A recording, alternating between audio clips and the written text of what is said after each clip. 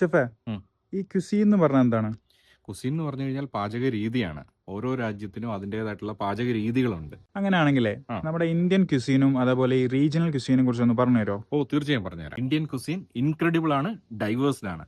Indian cuisine ഇന്ത്യയുടെ geographical കണ്ടീഷനുമായിട്ട് വളരെയധികം ബന്ധപ്പെട്ട് കിടക്കുന്ന ഒന്നാണ്. ഇതിനെ north, south, east, west, north east ആയിട്ട് 5ആയിട്ട് തരംതിരിക്കും. നോർത്തില് പഞ്ചാബ്, ജമ്മു കാശ്മീർ, ന്യൂഡൽഹിയാണ് പ്രധാനമായിട്ടും വരുന്നത്. നോർത്ത് വീറ്റ് ബേസ്ഡ് ആണ്. അതുപോലെ തന്നെ ഡയറി റിച്ച് ആയിട്ടുള്ള പ്രോഡക്ട്സുകൾ ധാരാളമായിട്ട് കാണാൻ സാധിക്കും. അതുപോലെ തന്തൂരി ബേസ്ഡും ഗീ കൂടുതലായിട്ട് ഉപയോഗിച്ചിട്ടുള്ള ആഹാര രീതികളും ഇതിൽ പ്രധാനമാണ്.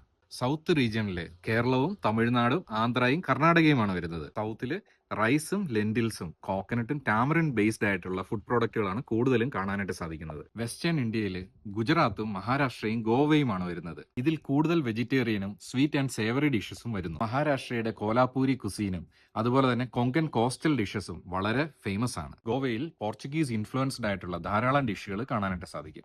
ഈസ്റ്റേൺ ഇന്ത്യയിൽ ബംഗാളും ഒഡീഷയും ആസാമും ബീഹാറും വരുന്നു. കടുകെണ്ണയും കടുകും ആവിയിൽ വേവിച്ച മത്സ്യങ്ങളും ഇവരുടെ ഫേവറേറ്റ് ആണ്. നോർത്ത് ഈസ്റ്റേൺ ഇന്ത്യയിൽ അരുണാചൽ പ്രദേശും മിസോറാമും മണിപ്പൂരും മേഘാലയയും നാഗാലാൻഡും സിക്കിമും ത്രിപുരയും വരുന്നു. ഈ മേഖലകളിൽ പുഴുങ്ങിയ ആഹാരങ്ങളും അതുപോലെ തന്നെ ബാംബു ഷൂട്ട്സും ഫെർമെന്റഡ് സോയാബീൻസും അതുപോലെ തന്നെ ഹെർബുകളും ഉപയോഗിച്ചിട്ടുള്ള ആഹാര രീതികളാണ് കൂടുതലും കാണാൻ സാധിക്കുന്നത്. സീ ഫുഡും പോർക്കിന്റെ വിഭവങ്ങളും ധാരാളമായി ഇവർ ഉപയോഗിക്കുന്നു.